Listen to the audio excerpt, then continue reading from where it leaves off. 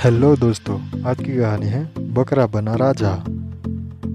एक बार एक जंगल में कहीं से भटका हुआ बकरा आ गया। शरीर से हट्टा कट्टा और सर पर घुमावदार नुकीले सींग और बड़ी बड़ी आंखें, देखते ही डर लग जाए वैसा था। जंगल में पहले किसी भी प्राणी ने अपने 7 पुश्तों में बकरा नहीं देखा था। जंगल का राजा एक शेर था। उसने अपने भोजन के लिए एक तेंदुए को नियुक्त किया हुआ था। तेंदुआ जंगल में घूम घूम के शिकार करके शेर को देता। शेर खुद कभी शिकार करने नहीं जाता था। एक बार एक खरगोश ने बकरे को चीते से बच के रहने और कहीं छुप के रहने की सलाह दी, मगर बकरा उसकी सलाह नहीं माना और बिना डरे पूरे जंगल में घूमता रहा। बकरे ने जंगल राज्य की पूरी व्यवस्था की जानकारी पहले से ही हासिल कर ली थी। उसने देख लिया था कि जंगल में बड़े जानवरों की संख्या बढ़ रही है और छोटे जानवरों की संख्या बहुत ही कम हो रही है। बकरे ने अपने बुद्धि के दम से पूरी परिस्थिति का पहले से ही नाप निकाल लिया। एक बार बकरा पूरी तैयारी करके शेर के दरबार में गया। जाके शेर से बोला, ओ मेरे भाई, कितने साल भटकने के बाद आज आप मिले। आपको ढूंढने के लिए मैंने बहुत मेहनत की, बहुत मन्नतें मांगी, पता नहीं कितने मंदिरों में गया, तब जाके आज आप मिले। शेर घबरा के बोला, तू कौन है? मेरे से दूर रहे मेरा भाई, ऐसा नहीं हो सकता। बकरा बोला, भैया मैं आपका भाई बबलू। याद कीजिए, बचपन में आप मुझे मारते थे और डांटते थे। शेर बोला, वो सब तो ठीक है, पर शेरों के परिवार में तेरे जैसे सींग वाले और तेरे जैसे पैर वाले कभी शेर पैदा ही नहीं हुए। इतनी छोटी पूंछ वाले शेर मैंने कभी नहीं देखे, तो असल में है कौन वो बता। बकरा रोते हुए बोला, मैं ही आपका भाई हूँ। पिताजी के मृत्यु के बाद आप भाभी को लेके कहीं चले गए थे।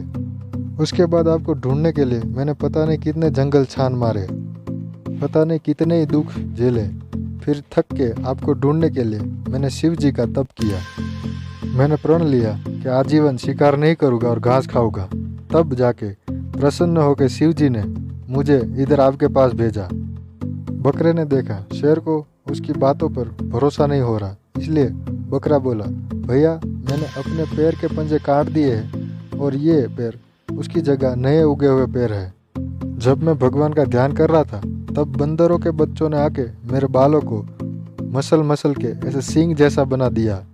शेर कुछ भी बोले उससे पहले बकरे ने अपने पास रखे हुए पहले से कटे हुए पंजे और पूंछ शेर को दिखा दिए और बोला, ये सब मेरे ही शरीर का है। उसके बाद शेर को लगा ये मेरा ही भाई है, इसलिए उसने बकरे को अपने साथ ले लिया और उसको दीवान पद दे दिया। अब बकरे ने धीरे धीरे अपना हुक्म चलाना शुरू किया। उसने चीते को बुलाया और बताया कि आज के बाद महाराज के लिए छोटा भोजन ही लाना।